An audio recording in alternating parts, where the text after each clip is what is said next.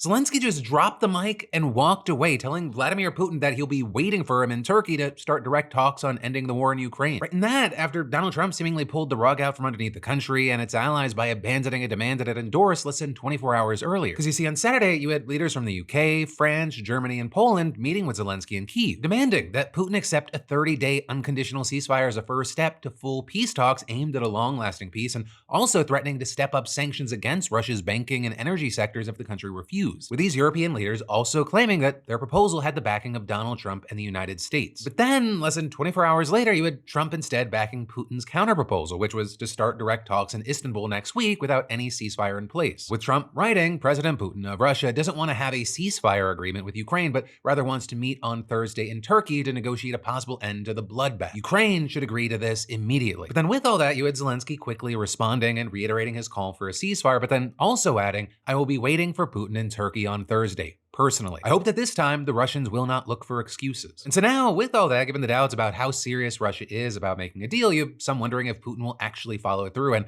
have described this whole situation as Zelensky calling his bluff. But ultimately, we'll see how this plays out. And in the meantime, I'd love to know your thoughts in those comments and follow to stay in the loop.